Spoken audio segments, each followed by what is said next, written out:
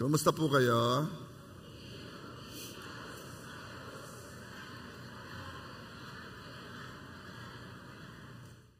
Alam mo, akala natin basta natin yung sinasabi, pero you don't even know what you're doing or what you're preparing. Baka hindi ko pa ngayon ma-share, pero napaka-tindi ng benepisyo ng nagagawa nito. I think baka sa susunod. Nasabi ko lang dahil parang nung nagsalita kayo hindi niyo masyado minement. Kumusta po kayo?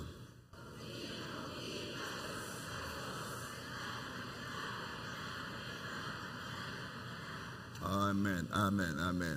Okay. Matthew 6:33.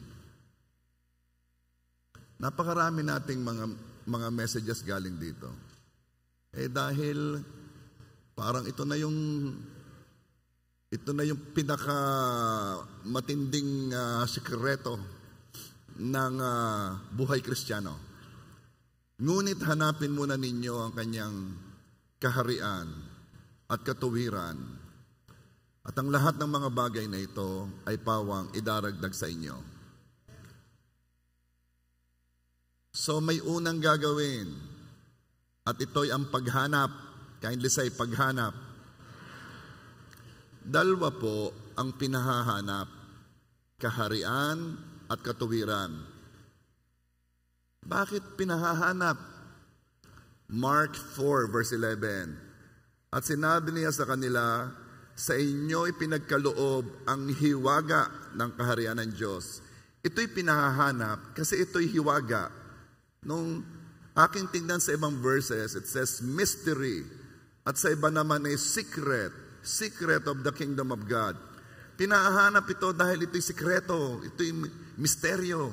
Ibig sabihin, hindi ito kaagad nakikita. Hindi ito obvious na obvious. Now, pag-usapan po natin. Pinahanap ang una, ang kaharian ng Diyos. Sa kaharian ito, o sa kaharian ng Diyos, ang hari na nakaupo sa trono ay ang Diyos. Kaharian nga ng Diyos Sa kaharian ito ay merong kanyang kultura, merong kanyang batas, at paraan ng pamumuhay. Just like any kingdom, there is a king, there are laws, and there is a culture or a way of life. Minsan, ang tawag ay ang kaharian ng langit. Sa ngayon, yun pong literal na kaharian ng Diyos ay wala pa sa lupa. Wala pa. Pero, noong nagsisimula si Jesus sa kanyang ministry dito sa lupa, meron po siyang sinabi. Mark 1:15. Naganap na ang panahon at malapit na ang kaharian ng Diyos. Kayo'y magsisi at manampalataya sa Ebanghelyo. Sinabi ng Panginoong Yesus, ang pagdating ng kaharian ng Diyos ay malapit na. Pastor naman, bakit pinapahanap? Wala pa pala naman, malapit lamang. Kasi noong dumating ang Panginoong Yesus, may naganap ng panahon. A season was fulfilled. Anong panahon yan, Pastor? Ito ang panahon ipinangako ng Diyos.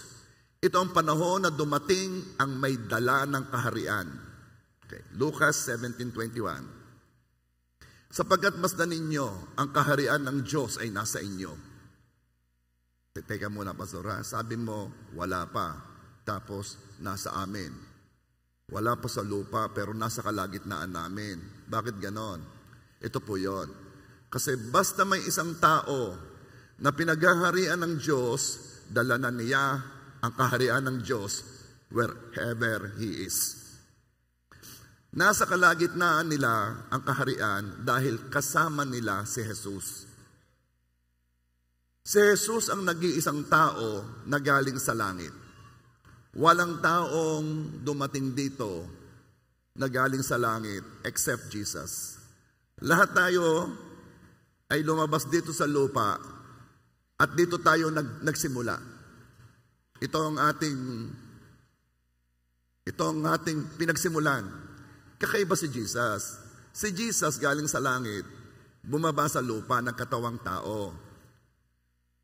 At nung dumating ang Panginoong Yesus, kakaibang tao to, no? Hindi galing sa lupa, no? Dumating siya upang gawin ang kalooban ng Diyos Ama. Dumating siya, nadala niya ang paghahari ng Diyos. Dumating siya, nadala ang kaharian ng Diyos. John 6:38. For I have come down from heaven, not to do my will, but to do the will of Him who sent me. Look at the difference. Itong taong ito'y nagkatawang tao, itong Diyos na ito'y nagkatawang tao, hindi para gawin ang gusto niya, kundi gawin ang nagsugo sa Kanya. Therefore, may naghahari sa Kanya. Ibig sabihin, naghahari kay Jesus ang Diyos Ama. Kaya nung dumating si Jesus sa lupa, taglay niya ang kaharian ng Diyos. Now, naunawaan na ninyo nung sinabing, the kingdom of God is among you. Ang pinuntahan ni Jesus na lugar ay lupa, na ang naghahari ay si Satan. 2 Corinthians 4 verse 4. Satan, who is the god of this world, has blinded the minds of those who don't believe. Napakaliwanag. Si Satan, ang God, little g, of this world. At ito'y naituro ko na sa inyo nung una pa, kung paano nakuha ni Satan kay Adan ang pamamahala dito. Noong nilinlang ni Satan, si Adam and Eve, nakainin ang bunga. No? So for the first time, after Adam, may tao na hindi kabilang sa pinaghaharian ni Satan. Kung si Satan is God of this world, yung dumating, hindi niya pinaghaharian. Now, tingnan ninyo Lucas 17:20. Tinanong si Jesus ng mga Fariseyo kung kailan darating ang kaharian ng Diyos. Kanyang sinagot sila, ang kaharian ng Diyos ay hindi darating na may palatandaang makikita. Hindi nyo ito makikita ng may mga tanda, signs, no? Verse 21. At hindi rin nila sasabihin, tingnan ninyo, naririto o naroroon na ang kaharian ng Diyos. Hindi daw. Sapagkat masdan ninyo ang kaharian ng Diyos ay nasa inyo. So, ang luwalhati, ang glory ng kaharian ng Diyos ay hindi pa makikita sa lupa. Nandun pa yon. Hindi pa makikita ang Diyos Ama na nakaupo sa trono ng Diyos at naghahari. Not yet. Yes, nag-i-exist yun, but not here. Meron kaharian ng Diyos, but not here. Yet. Wala pa. Pero mangyayari yon. Darating ang time, ang langit at ang lupa ay mababago. It will be called the new heaven and new earth. It is the moment na tayo ay nasa kaharian ng Diyos. Kitang-kita natin ang amang nakaupo sa trono. Ang kaharian yun ay grandeur, malwalhati, ibang klase yon. Grabe yon.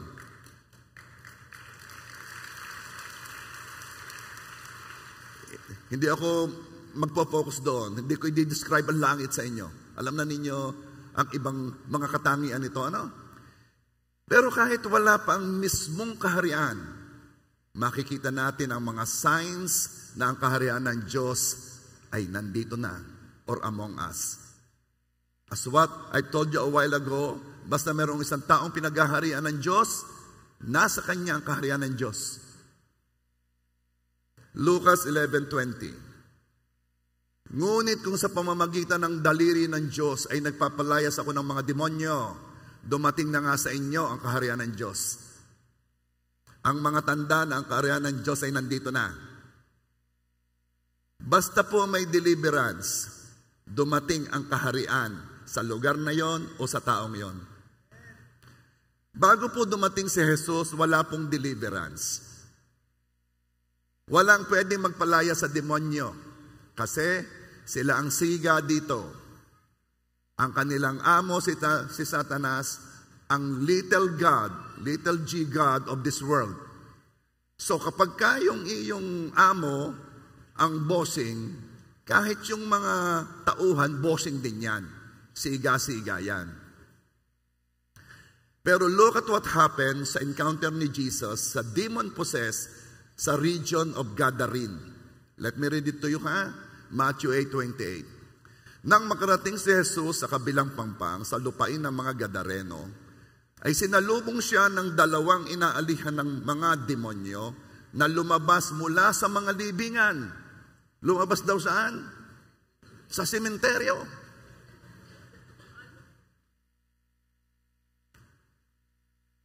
Bakit yung mga yan? Doon gustong magtago. Ito po ang sinabing nakakuha ng pansin sa akin.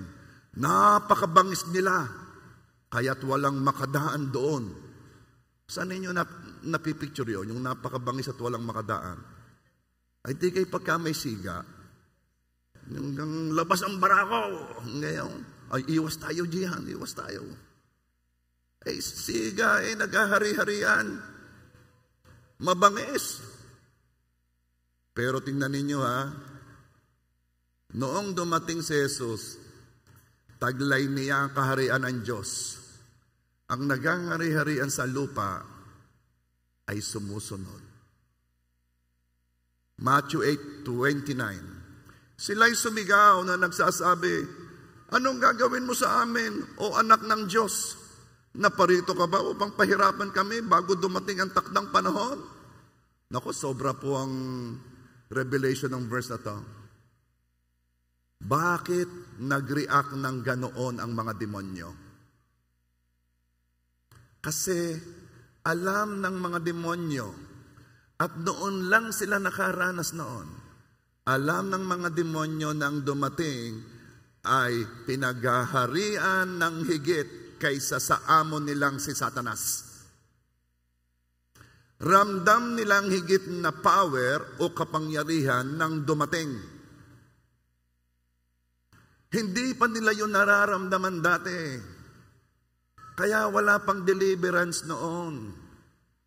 Ilang beses na naming nararanasan ng mga aktibo sa deliverance. Hindi pa nagsisimula ang deliverance, nagre-react na yung karga. Dumarating pa lang sumisigaw na. Bakit ninyo pinadala yan? Ay, naalala ko nung kami nagpunta sa Batangas, batang-bata pa si Eric at si Heidi. Sinama ko doon sa isang inaalihan ng masama espiritu doon. Kami naglalakad pa lamang, wala pa kami sa bahay, sumisigaw na. Bakit ninyo dinala yan? Kasi ramdam nila na may dumating na mas may kapangyarihan kaysa sa amo nila. Hindi, kami walang power ha, pero yung naghahari sa puso namin, na kung saan ay nandoon ang paghahari ng Diyos, ramdam nilang kapangyarihan noon at dahil yun ay mas mataas na kaharian, ramdam nila na mga pipitsugin lamang na naghahari-harian nang dumating ay mas may kapangyarihan sa kanila. Ito po ang naranasan ng mga demonyo doon sa Gadarene. O anak ng Diyos, ulitin ko, bigla sumigaw anong gagawin mo sa amin, anak ng Diyos? Naparito ka ba upang pahirapan kami bago dumating ang takdang panahon? Hindi nyo napansin, nung una, walang makadaan doon. Kasi babangis. Pero nung dumaan, ang kaharian ng Diyos ay nasa kanya. Lumabas siya ang takot na takot at nakita niya kung sino ang tunay na siga. Tingnan mo yung katabi mo. Iyan ay mukhang siga.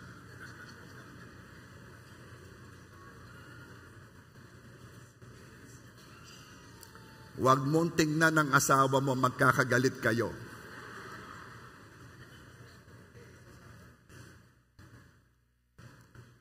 Bakit po alam nila na ang dumating ay anak ng Diyos?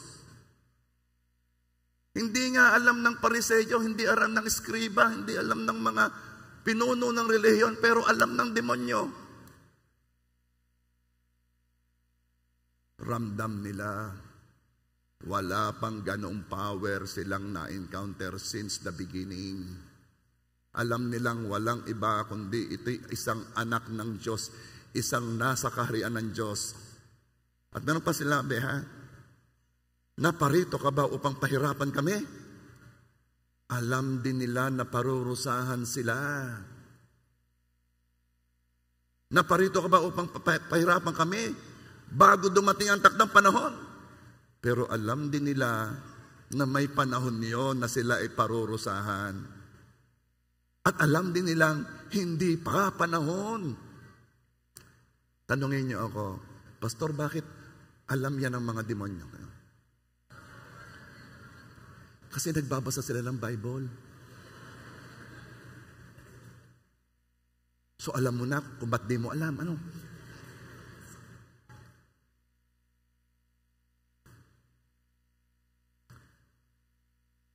Hindi pa panahon. Tuloy natin ang pangyayari. Matthew 8:30-32.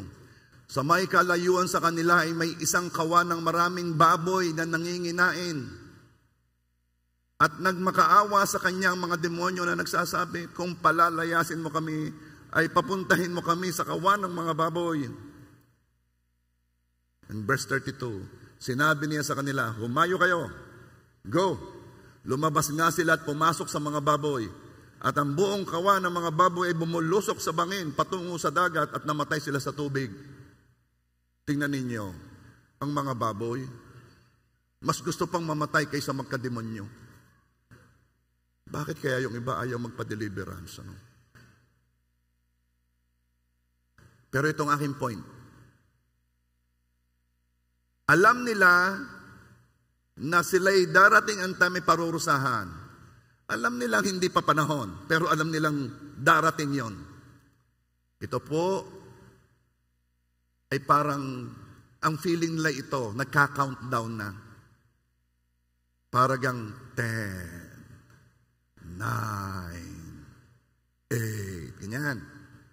Malapit nang maganap ang matagal nang pinaprophesy ng mga propeta at mga man of God noong Old Testament. Ang panahon na ang buong lupa ay paghaharian ng Diyos.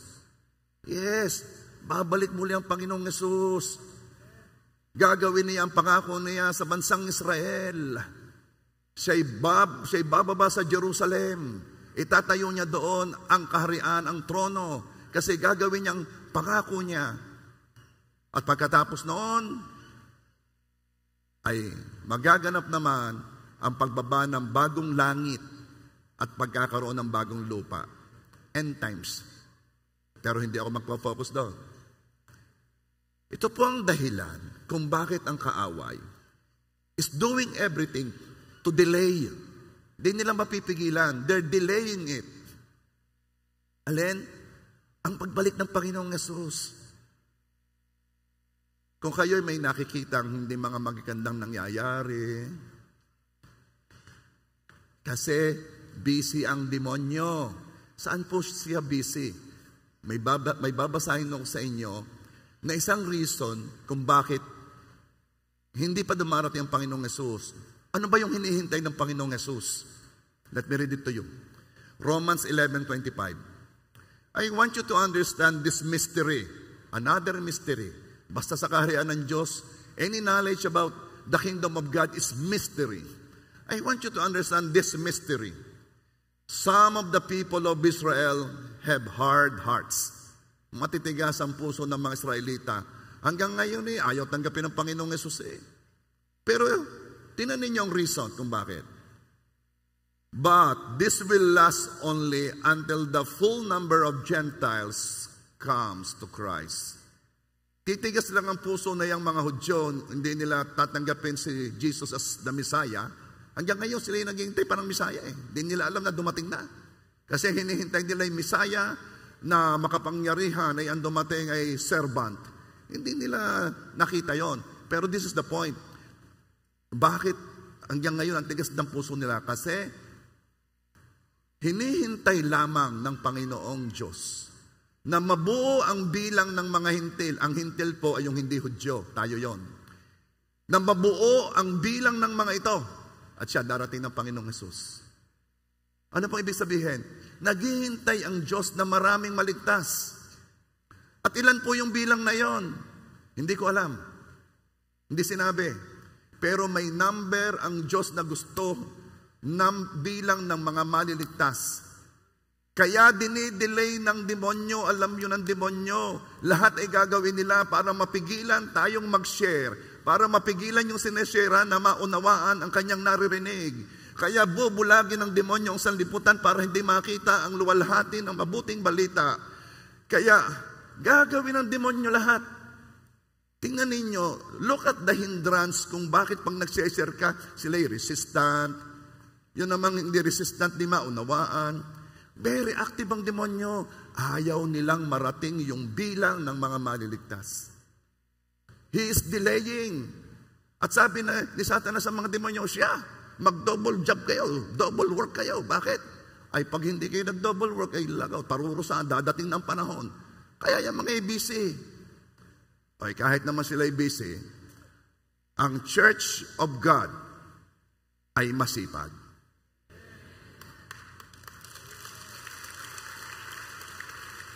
Hindi tayo titigil sa paghahayag ng salita ng Diyos. Hindi tayo titigil upang may paunawa sa mga tao kung ano ang paraan ng kaligtasan dahil hindi nila alam. I am not against you going to the cemetery, ha? Kasi as I look at it, it is family reunion. Ang pagpunta sa sementeryo, tanggapin na natin, ay reunion ng pamilya. At ang nagiging uniting factor ay yung mga ninuno.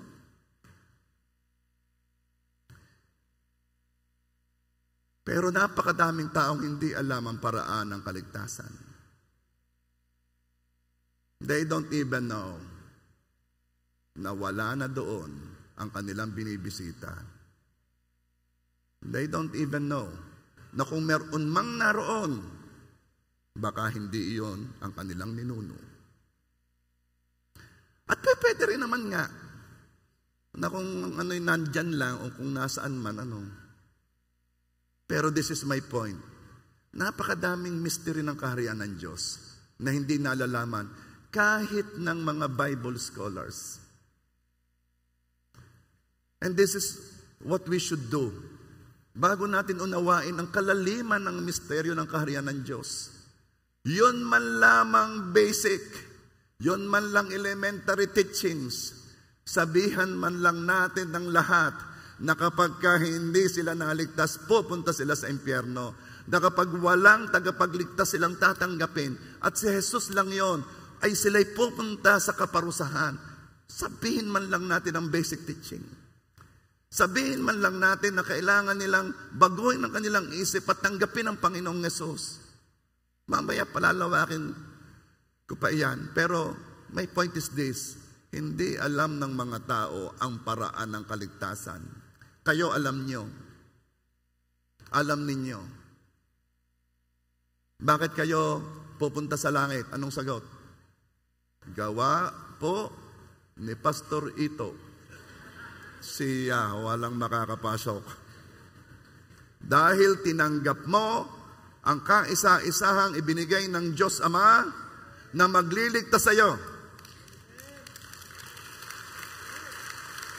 Dahil nanampalataya ka kay Jesus at ang sabi ng salita ng Diyos, if you will confess with your mouth that Jesus is Lord and believe in your heart that He was raised from the dead, you will be saved. Let me continue para nasa outline tayo. The enemy is doing everything to delay. Kaya ito, lahat na pinaghaharian ng Diyos tulad ni Jesus ay nakakapagpalayas din ng demonyo. Bakit?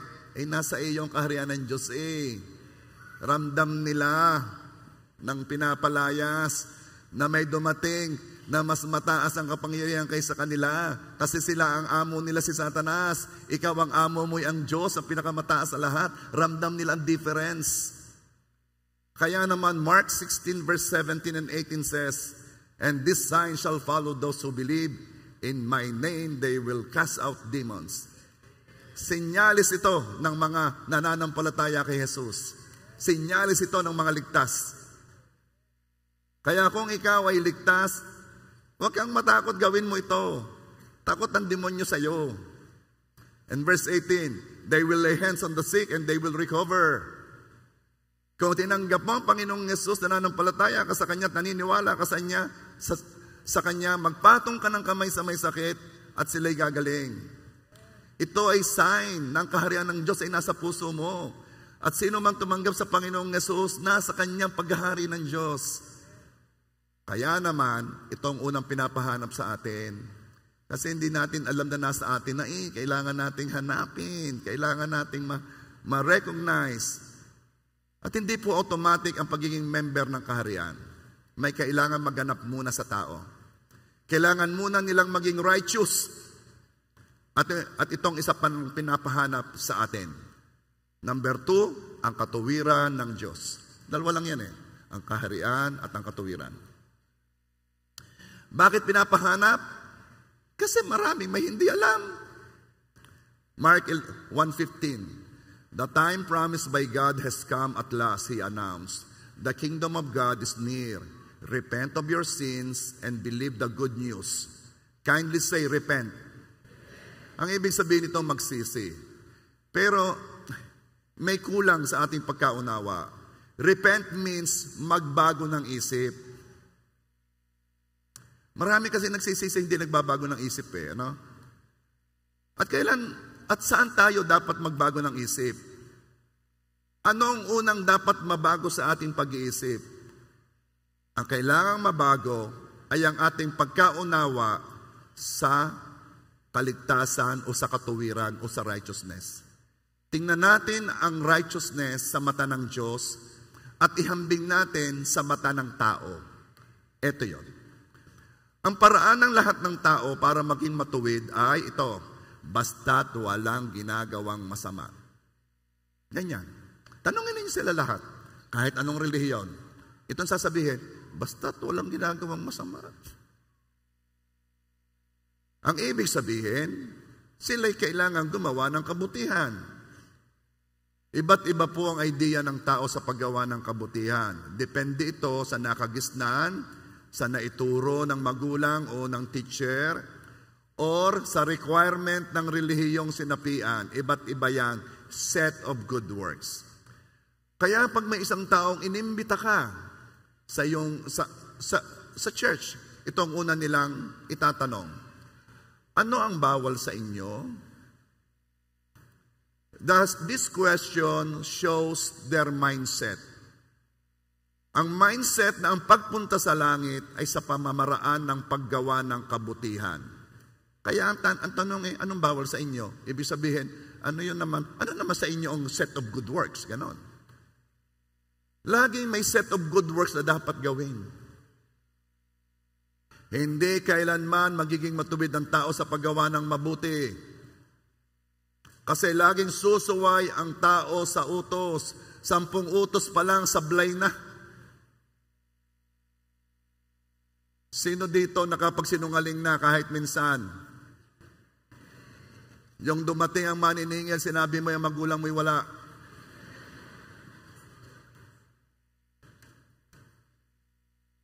Kung ikaw ay nakapagsinungaling, anong tawag sa iyo? Sinungaling. Anong sabi ng Bible? Liars go to? Ay, paano tayo pupunta sa langit niya sa paggawa ng mabuti? Ay tayo'y nakakasuway lahat. Kung ang paraan natin ng pagpunta sa langit ay sa kabutihan, sablay, walang makakarating sa langit.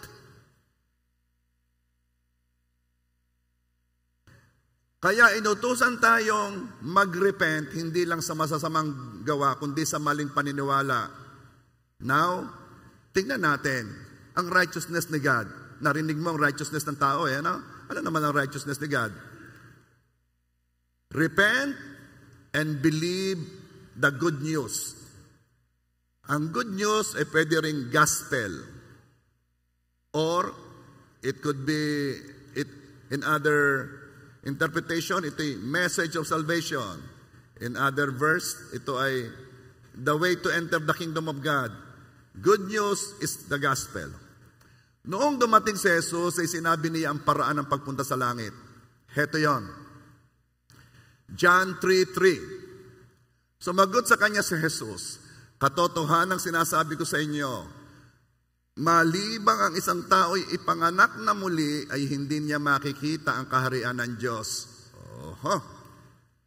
Kahit pala nung dami kong nagawang kabutihan, wa-effect, at ang gusto naman pala ipanganak na muli at saka ko makikita ang kaharian. Ay ano nangyari doon sa paggawa ng mabuti na lahat iyon ang sinasabi? Bakit hindi nag-require si Jesus ng set of good works para maging matuwid? Bakit magkaiba ang righteousness ng tao at ang righteousness ni Jesus? Kaya sabi, hanapin mo muna ang katuwiran ng Diyos. Huwag mong ipilit ang iyo. Bakit ang naging requirement ay panganganak? Ang pagkaalam ko'y gagawa ako ng mabuti. Jesus, bakit ang sinasabi mo'y ipanganak? Pagkakaiba naman. At saka pinanganak na ako ipapanganak na ulit. Itong sabi ni Nicodemus, John 3 verse 4. Sinabi sa kanya ni Nicodemo, paanong maiipanganak ang isang tao kung siya'y matanda na? Makakapasok ba siyang muli sa tiyan ng kanyang ina? At ipanganak? Tingnan po ninyo, paano ka magkakaintindihan ng tao at ang Diyos? Ang tao ay ang perspective niya ay yung lang kanyang nakikita. Ang Diyos, ang pananaw niya ay ang kaharian ng Diyos. The spiritual, the natural, yun ang kanyang perspective. Ito naman taong napakatigas ng ulot, napakayabang ang paniwala lamang ay basta kung anong nakikita, di yun.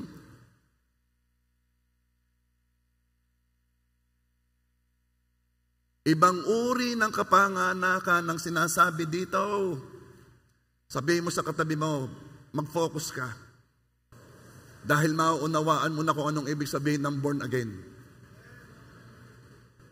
Lagi sinasabi, ano kaya inyong yan? Born again ho? Ano ang born again? Basta. Ano naman paliwanag yun? Basta kayo sumama at malalaman mo kung anong born again. Ayun pala hindi rin niya alam. Ito na, pinag-uusapan na natin ang born again. Ang born again ay karanasan, hindi ito relihiyon. Anong relihiyon mo, born again? Sino sabi sa iyo? Walang relihiyong born again. Ang relihiyon ay set of beliefs and of good works na sinet ng mga tao. Iba't ibang relihiyon dahil iba't ibang tao. Itong sinasabi ko ay paraan ng pagpunta sa langit na ang nagtakday ang Diyos. Hindi ito relihiyon. Ito'y karanasan. Kailangang maranasan. Ano po yun? Yung ipanganak na muli. Ipinaliwanag ni Jesus ang kaharian sa taong hindi nakikita ito. John 3 verse 5. Sumagot si Jesus, katotohanan ang sinasabi ko sa inyo. Bakit sinabi ni Jesus na katotohanan? Kasi ang alam mo ay mali. Ang alam mo ay hindi katotohanan. Kaya sabi ni Jesus, katotohanan ang sinasabi ko sa inyo. Malibang isang tao ay ipanganak ng tubig at ng espiritu. Ba, pinalawak ni Jesus. Kanina sabi lang maborn again. Ngayon pinalawak niya. Ipanganak ng tubig at ng espiritu. Hindi siya makakapasok sa kaharian ng Diyos. Parang ganito. Nicodemus, na nagtatanong kung paano ipapanganak na muli, kung ikaw ipapasok ulit sa tiyan ng iyong ina. Makinig ka, Nicodemus, kailangang ipanganak ka ng 2 beses. Yung una sa pamamagitan ng tubig, ano yon? Pag nag-break ang water bag, ano ang tawag doon? Panubigan, ano? Di kayong mga babae, pag nanganganak, ang unang-unang nalabas ay tubig, ano? May lalabas kayong tubig, yun naman yung asawa alalang-alala, iinom naman ng tubig. Oh, yung may malumabas, may nagpapasok. Ang unang panganganak ay sa pamamagitan ng tubig. Ang pangalawang panganganak ay sa pamamagitan ng espiritu. Sorry, hindi mo makikita yon. Espiritu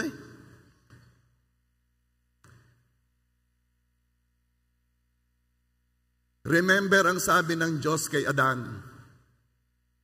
Adan, kapag kinain mo ang bunga, ay tiyak na kayo mamamatay. Hindi sila kaagad namatay physically. Alam natin yon. Nanganak pa nga si Adan at si Eva. Hindi agad sila namatay physically pagkakain ng pinagbabawal na bunga. Anong namatay? Ang espiritu nilang namatay. Pag Bible ang nagsabi ng namatay, it means napahiwalay sa Diyos. Basta ang anuman ay hiwalay sa Diyos, yon ay patay. Ang hiwalay sa Diyos, siya ay nasa kadiliman. Kaya pag may mababasa ka sa Bible na liwanag at kadiliman, yun ay dinidifferentiate lamang ang nasa Diyos at ang wala sa Diyos.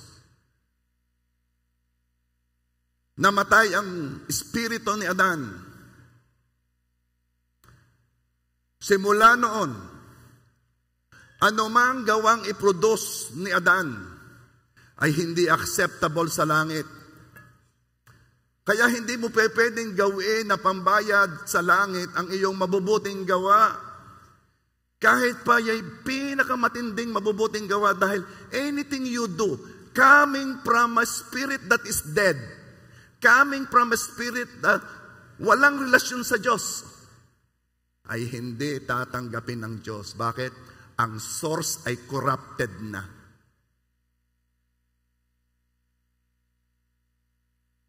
Ano mang gawang iproduce ni Adan at ng mga naging anak ni Adan ay hindi acceptable sa langit dahil ang source ng mga gawa ay espiritong walang relasyon sa Diyos. Now you know kung bakit ang gawa ay walang kadating-dating sa Diyos. Kailangan munang maging acceptable tayo o maging matuwid sa Diyos bago tanggapin ang ating mga gawa. Kailangan munang maging matuwid o nasa tamang katatayuan sa Diyos. Kailangan munang maiduktong ang putol na relasyon. Kailangan magkaroon ng bagong espiritu. Ito muna ang hanapin. Ito ang sabi ng Matthew 6:33. Ito muna ang hanapin. Tama na muna yung inyong pagpagawa ng mabuting iyan. Wala yung kadating-dating sa akin, mga tao. Ayusin muna ninyo ang inyong relasyon sa akin. Kailangan maidoktong muna ang putol na relasyon. Yun ang katuwiran. Hanapin ninyong katuwiran. Now, paano po magkaroon ng bagong espiritu? Ay di ka nga ipapanganak na muli. Oo nga, paano po? Ito yon. Kung mananampalataya ka kay Jesus at tatanggapin mo siyang Panginoon, then magkakaroon ka ng bagong espiritu at makakapasok sa kaharian ng Diyos. Ano pong, bakit mahalaga yung tanggapin siyang Panginoon? Bakit malaki ang dating noon sa Diyos? Kasi si Jesus ay naghahari din sa kaharian. Siya'y nakaupo sa kanan ng Ama. Siya'y nasa trono. So kung tatanggapin mo si Jesus na Panginoon, ang kaharian ng Diyos ay mapapapunta sa puso mo. Ikaw man ay pinaghaharian ng Diyos. Ang kaharian ng Diyos ay nasa iyo. Kaya mahalaga yung, tingnan ninyo ha, kaya maunawanan ninyo kung ba ang Romans 10 verse 9. Sapagkat kung ipahahayag mo sa pamamagitan ng iyong bibig si Jesus na Panginoon, there is something about that. Ipapahayag mo si Jesus na Panginoon sa pamamagitan ng iyong bibig. At ikay mananampalataya na siya'y nabuhay na maguli. Bakit mahalaga yon? Dahil yung resurrection, pagkabuhay na maguli, yun po ang nagpapatunay na tinanggap ng Diyos Ama ang sakripisyo ni Jesus upang ikaw ay iligtas. If you will confess with your mouth that Jesus is Lord, na Panginoon si Jesus, at mananampalataya sa iyong pusong siya'y nabuhay na maguli, ikaw ay maliligtas. Kaya ngayon, with understanding, na alam mong there is power in this confession, that you had break the mystery, nakita mo na, now with understanding, sabihin mo, every one of you, sabihin nyo, pati kayong nasa online, sabihin ninyo, si Jesus ay aking Panginoon. Now, sabihin nyo ulit. 1, 2, 3, go. That simple sentence connects you to the kingdom of God.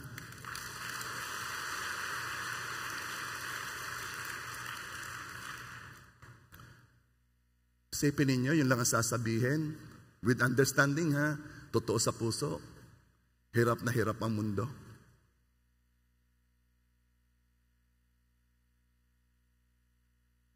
Paano ko ito paniniwalaan? Ay, hindi ko naman nakikita. Hindi. sige, si Jesus ay Panginoon, pero meron din akong ibang Panginoon. Sino? Si Boss. Yan ang aking Panginoon. Boss, meron ba tayo dyan? Siya ang aking source. Now you will understand. No, you will understand what Panginoon means.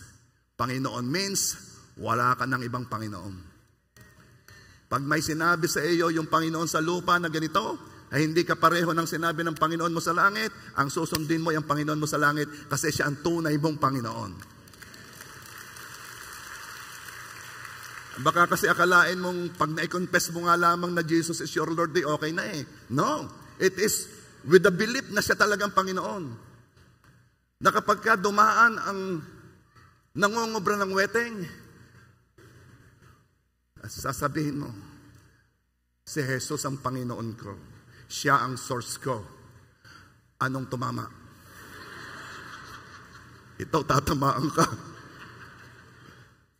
Every moment is a moment para patunayan mong si Jesus ay iyong Panginoon.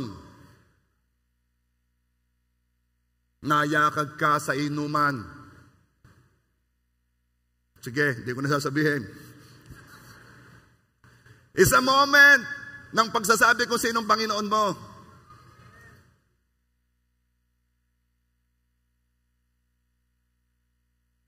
Masarap ang kwentuhan. Maritesan. Maritesan. Ganito ha.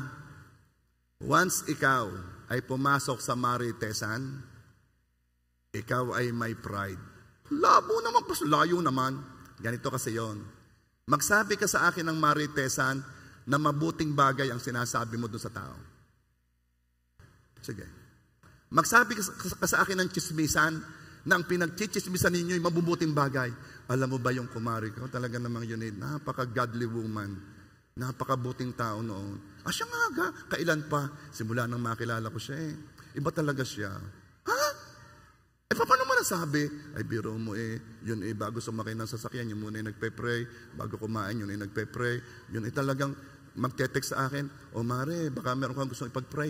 He is a very godly woman. Kayong ga. Alam mo, pag gano'n ng topic, walang gusto makinig. Wala. Pagta natin, alam mo, Mare, ay tunay na nakita ko. Arin naman. Oo nga, siya nga. Allah, maniwala ako. Kailan? Yan na. Kasi pag may pinagchichismisan tayo, tumataas tayo. Naiibaba natin ang pinagchichismisan natin. Sige, baba. Bakit? Para ako'y tumaas. So, kaya kayo mga mahilig sa marites at wala dito noon. Wala.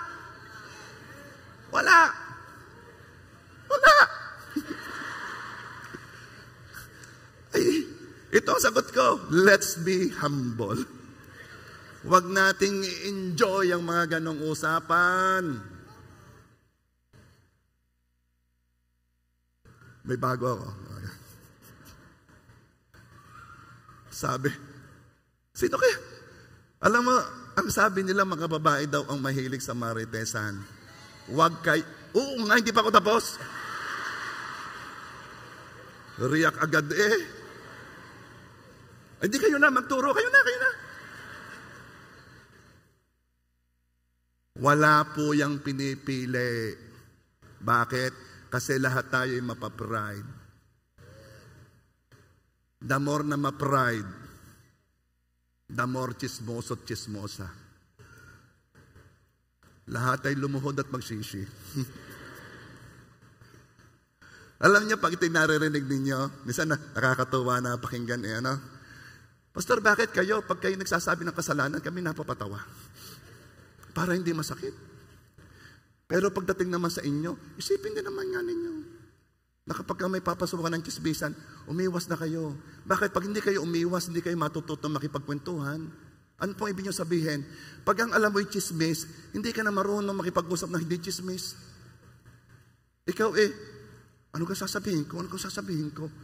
Kasi ang alam mo lamang i-chismisan So simula ngayon, babaguhin mo mga topic mo. Anything that is pure, anything that is good, anything of Good report. Yun ang sabihin mo. Alam mo, ako'y nasa Startol, may nakita kong banggaan. Kat. Ay, yung nakita mong hindi banggaan, hindi mo kinakwenta? Bakit yun?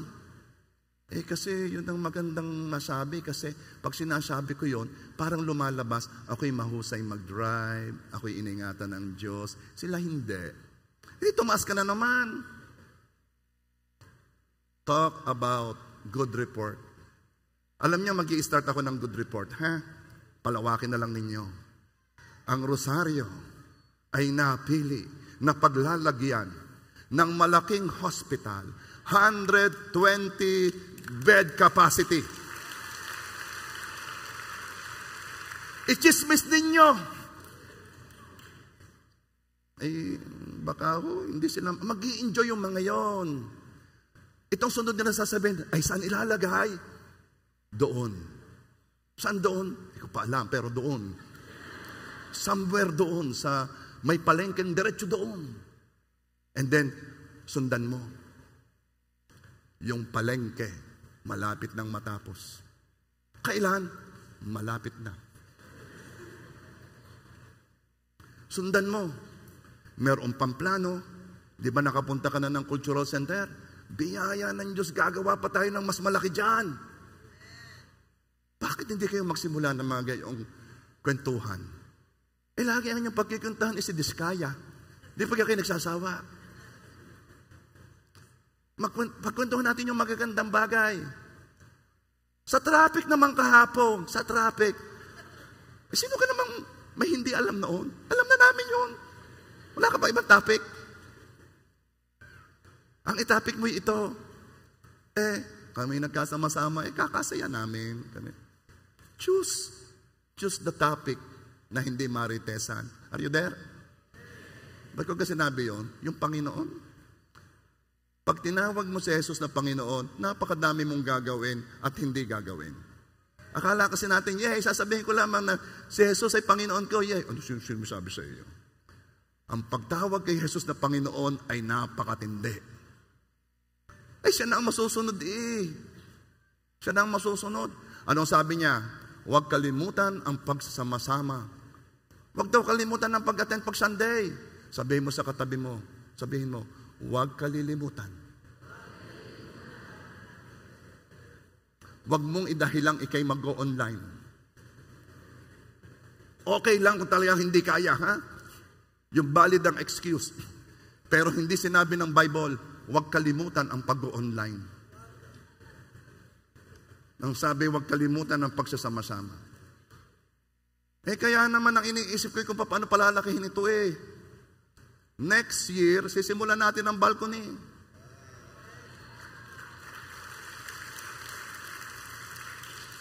Yan na, nagsisimula na tayo ng pag-uusap ng magagandang bagay. Yan na. Yung balcony yon ay kayang magpaupo. Engineer Jason, narito ka ga? Wala. Engineer Jason, huwag kalimutan ng pagsasama-sama. It can sit 400 to 500. Yung upuan doon, hindi katulad ng upuan ninyong yan.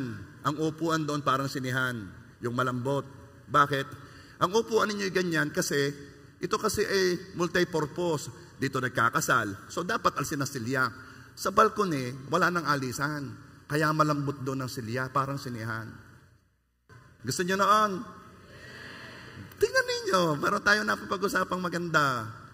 So, pag yun ay nagawa, pwede nang magkasya dito ang 2,000 to 2,500. Maluwag ang 2,000. And then, kung ang propesya, yung the last prophecy natanggap ko, 10,000 ang a-attend, nire-ready ko ang lugar. 2,000, 5 services, 10,000.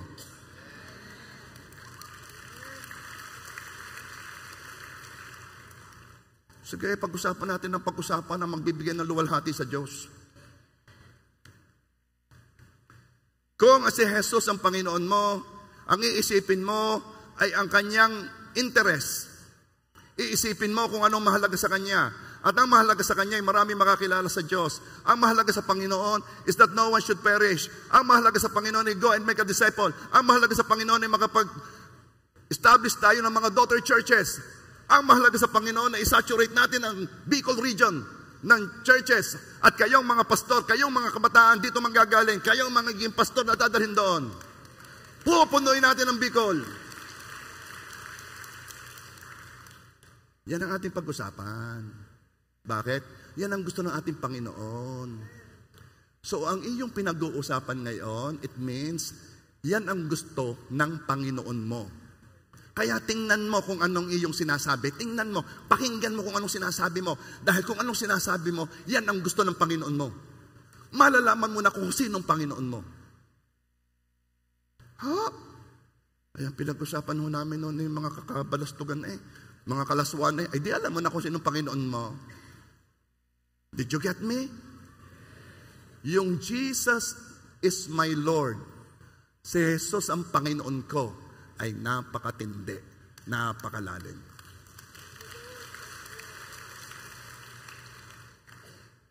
Pag may nagyakag sa'yo, niyakag ka ng boyfriend mo, at niyakag ka sa lugar na hindi dapat puntahan, at gumawa ng mga bagay na hindi dapat gawin, anong sasabihin mo? Si Jesus ang Panginoon ko. Lumayas ka sa akin, Satanas. Si Jesus ay Panginoon ko. Napakalalim yan. Gusto ko nang magalit. Kung nasa traffic, kung bumusina ito, kala mo'y, gusto kong magalit. At noong binuksan mo na ang bintana, hindi ka pa pala power window. Binuksan mo ang bintana, at gusto mo na sabihin, si Jesus ang Panginoon ko. Tigil. So many things you will not do dahil si Jesus ang Panginoon ko.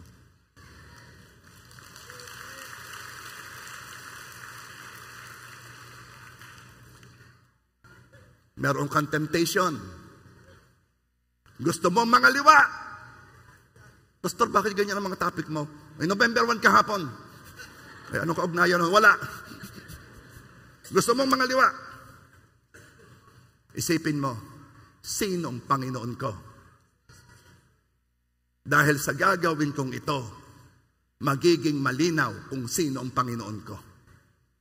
At kapag ikay nagtagumpay sa tuksong iyon, kapatid, hindi mo na kailangang sabihin ng iyong bibig. Ang puso mo'y sumisigaw, si Jesus ang Panginoon ko dahil hindi ko ito ginawa.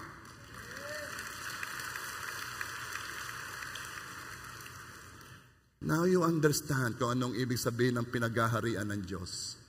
Now you understand kung anong ibig sabihin ng kaharian ng Diyos. Magkaduktong ang kaharian at ang katuwiran. Hanapin muna ninyo ang kaharian at ang katuwiran ng Diyos. Hindi ko kayo sinasabihan kayo gumawa ng mabuti. Ang sinasabi ko sa inyo, gawin ninyong Panginoon si Jesus. At ano? At ang paggawa ng kabutihan ay bunga ng katuwiran. Ikaw ay matuwid, kaya gumagawa ka ng mabuti. Hindi ka gumagawa ng mabuti para ikay maging matuwid. Ang maganda dito, pumalya ka man. Ito na. Pumalya ka man at magkasala ka man. Lumapit ka lang muli sa Panginoon mo. Ang Panginoon mo'y handang magpatawad, luminis sa iyo at muli kang ibangon at magsimula. Ayan ang Panginoon natin. Ang Panginoon ng iba, wala nang ginawa kundi mag-diin, mag-condemn. Hindi. Ang Panginoon natin nagliligtas. Itinatas tayo, nililinis tayo at sinasabi, anak, bangon, magsisimula ulit tayo. Hawak ng kamay, mamumuhay tayo ng matuwid, sasamahan kita. Yan ang Panginoon natin.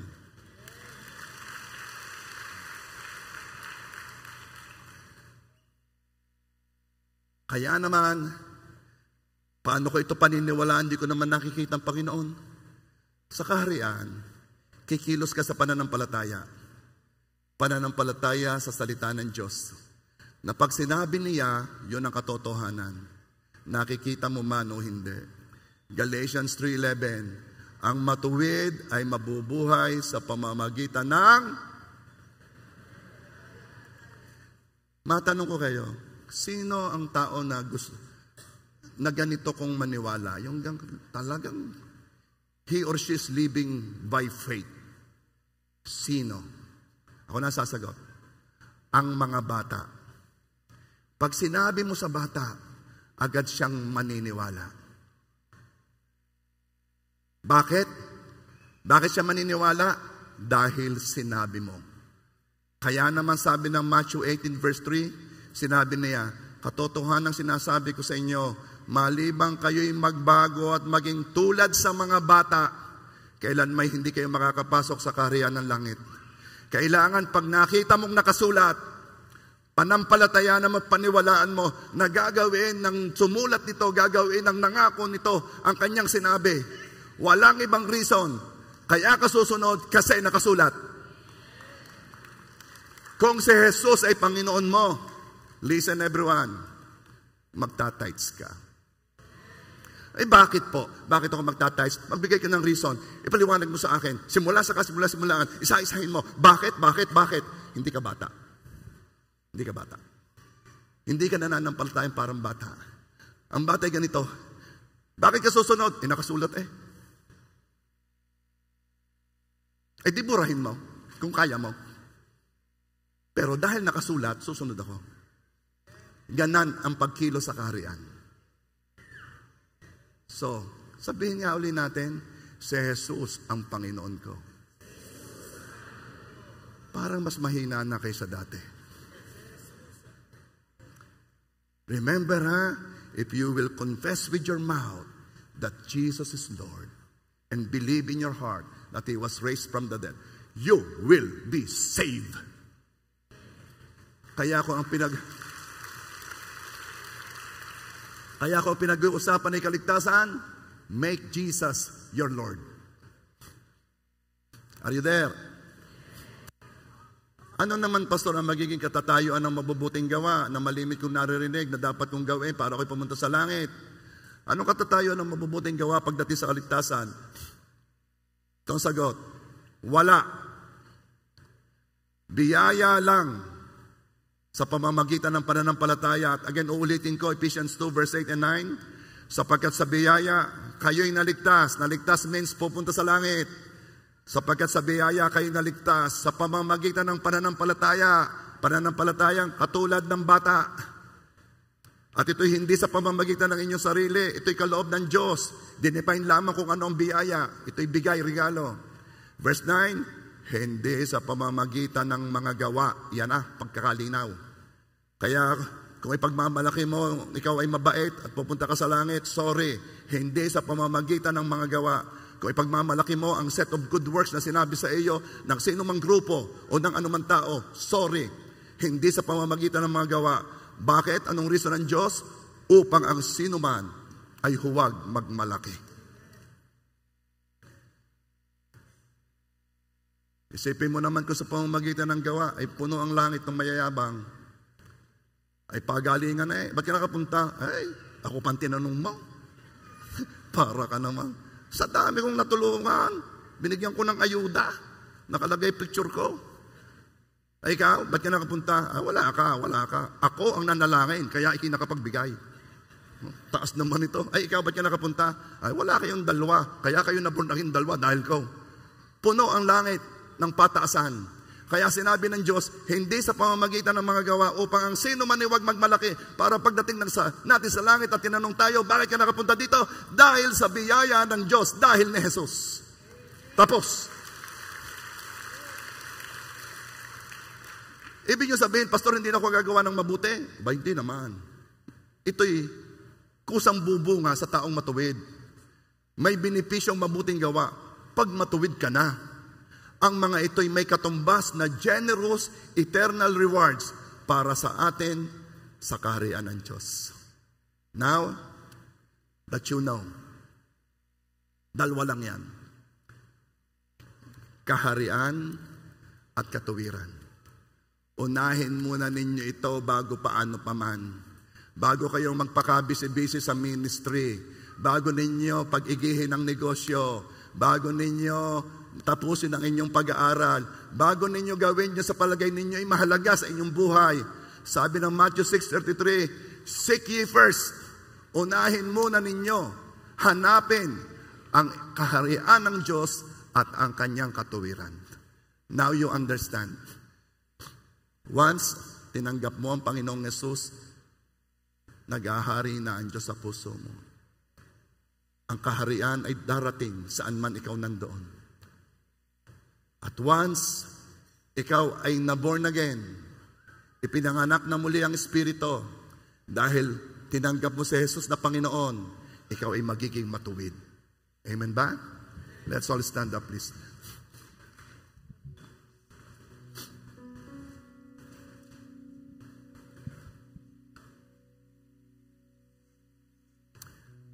Sabihin natin, O aking Ama, salamat sa pagpapaalala na ang dapat ko munang hanapin ay ang iyong kaharian at ang iyong katuwiran. Salamat, Panginoon, at ika'y naghahari sa puso ko. Salamat, Panginoon, ang kaharian mo ay nasa akin. Salamat, Panginoong Jesus, at ibinigay mo ang iyong sarili upang bayadan ang kasalanan ko. Panginoong Jesus, ikaw ang Diyos ko, ikaw ang Panginoon ko, ikaw ang tagapagligtas ko. Nagtitiwala ako sa iyo, umaasa ako sa iyo, ikaw ang katuwiran ko. Ako'y haharap sa mundong ito, taglay ang iyong katuwiran, at ako'y naniniwala na hindi mo ako iiwan, iingatan mo ako.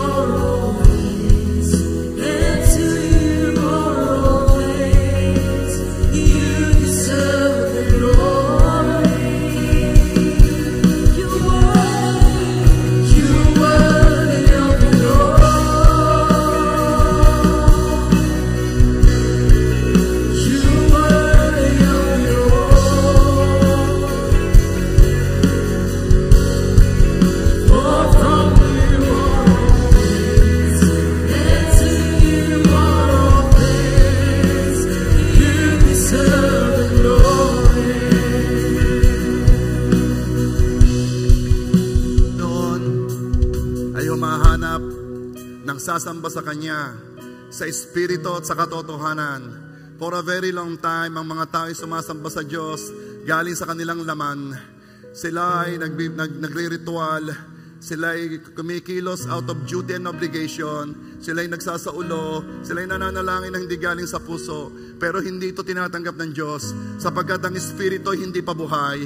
Pero ang sabi ng Diyos, darating ang panahon ng tao ay sasamba sa Kanya sa Espiritu, meaning buhay na Espiritu, sa Espiritu, meaning Espiritong may relasyon sa Kanya. Darating ang panahon ng tao ay sasamba sa Espiritu at sa katotohanan. Katotohanan dahil alam natin ang katotohanan, at ngayon ay nakikita na niya, at ngayon ay tinatanggap na niya. Kaya church, come on, worship your King, worship your Lord.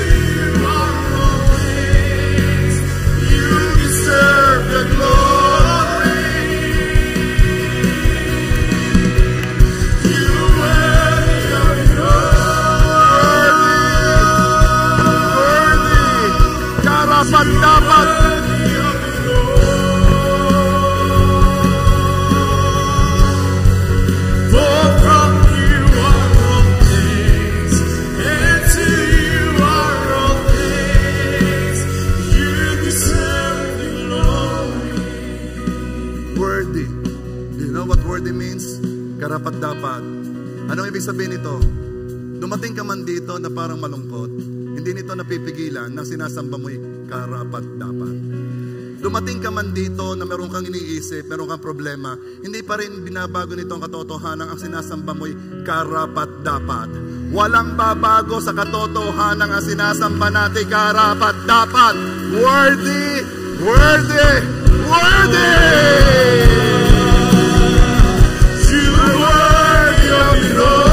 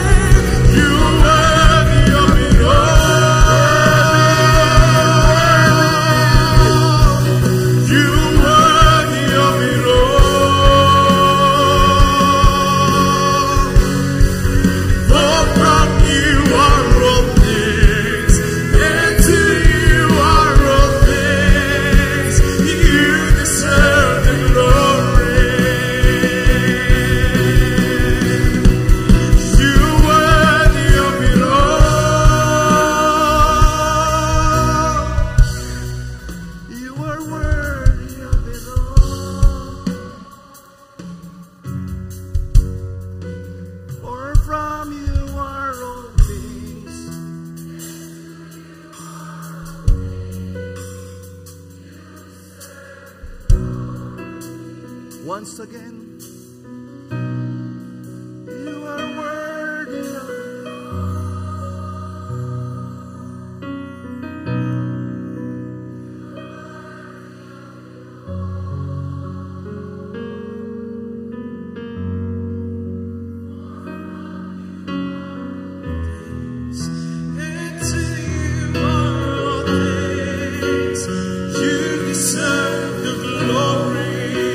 Sabay-sabay tayo, sabihin natin siya'y karapat-dapat. You worthy of it all. You worthy of it all. For from you are all things, and to you are all things. You deserve the glory.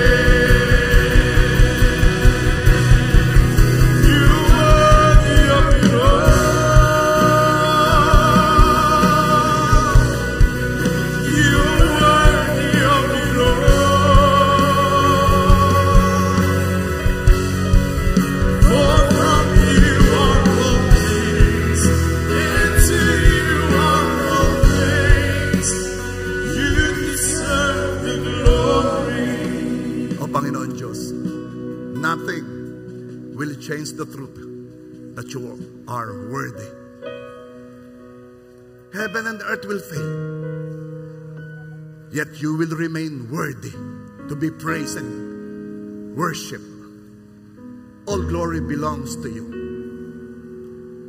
Tinataas ka namin, nilulwalhati ka namin, sinasamba ka namin. Thank you, God, in Jesus' name.